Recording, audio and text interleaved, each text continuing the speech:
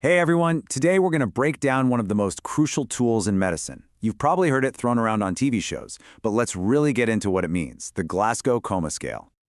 So think about this for a second. How do you actually measure consciousness? It sounds almost like a philosophical question, right? But imagine you're a paramedic at the scene of an accident. It's suddenly a very practical problem. You need a fast, objective way to figure out what's going on inside someone's head.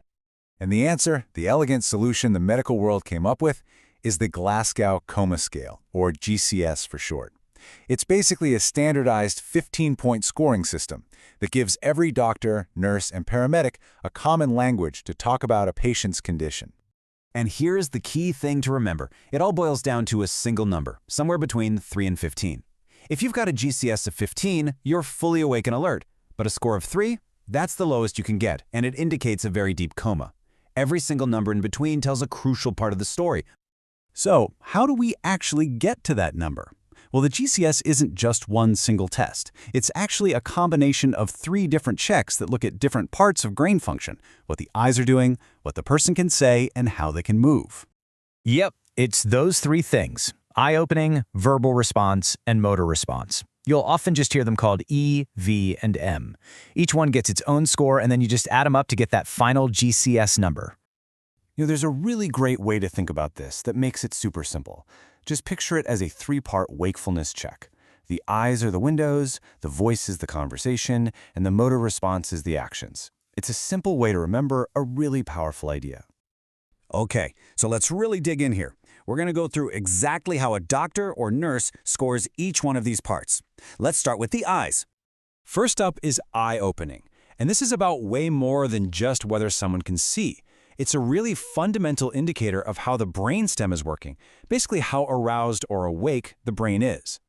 And here's how the scoring works. A 4 is the best you can get. That means the patient's eyes are open all on their own, spontaneously.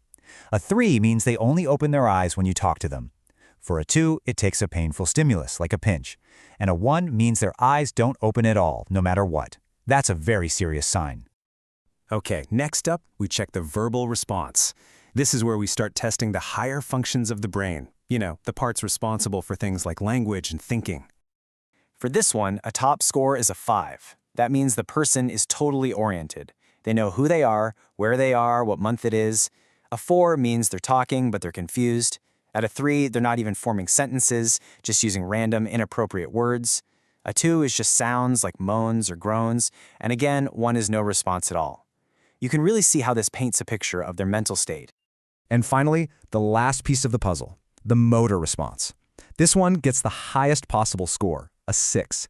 This tells us how well the signals are traveling from the brain down the spinal cord to make the body move. So a 6 is perfect. You say, "Squeeze my hand," and they do it. Simple. A 5 means they can't follow a command, but if you apply a painful stimulus, they'll actually try to push you away. A 4 is just pulling away from the pain. Now, scores of 3 and 2, that's where things get really serious. These represent specific types of posturing that signal major brain damage. And of course, 1 is no movement at all. Okay, so we've got our 3 separate scores. 1 for eyes, 1 for verbal, and 1 for motor. Now what? Well, it's time to put them all together to get that one number that helps define how serious the injury is. Let's walk through a real-world example. Imagine a patient whose eyes are open on their own. That's great, that's an E score of 4. But when you try to talk to them, all you get are incomprehensible sounds, so a V score of 2. And their motor response is what's called abnormal flexion, an M score of 3. You just add them up, 4 plus 2 plus 3. That gives a total GCS of 9. That points to a moderate injury. And that final score slots the patient into one of 3 critical categories. A score from 13 to 15 is considered a mild injury. From 9 to 12 is moderate.